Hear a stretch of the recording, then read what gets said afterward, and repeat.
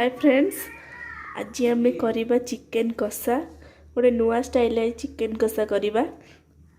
Fast कड़े किसी तेल देदबा।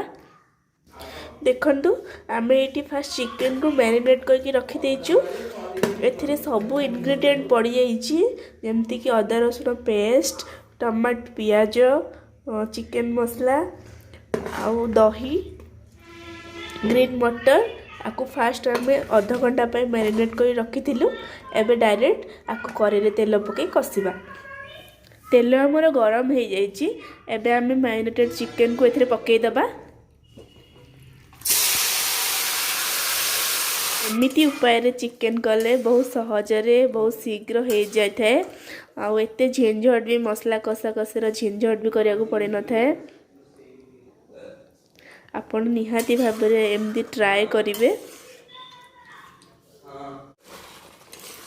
आटे झोल मरीगले रेडी हो पूरा चिकेन। देखंतु चिकेन आमर पूरा है आसला। जेहेतु आम आज पखाल सहित खाइबू चिकेन टाकू, तो मुझे बहुत सुखा ताकू करदेवी। आपन जदि भात संगे खाउछंती ताले ताकू सहित ग्रेवी भी रखिपारे, नहले एमती कषा करके भी खाई पारे।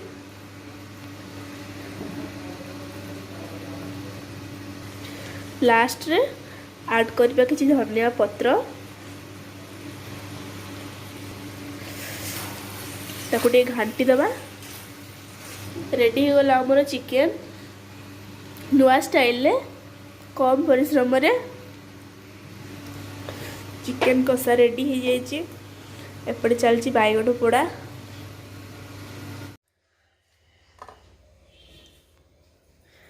बैगन पाग हम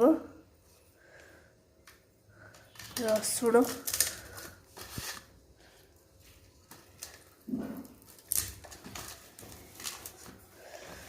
कच्चा लंका और धनिया पत्र,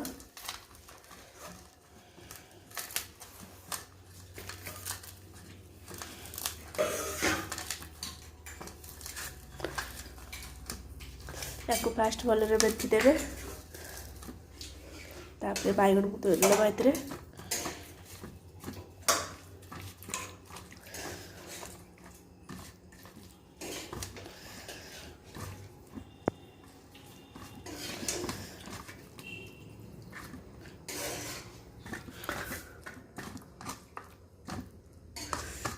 बैगन चकटा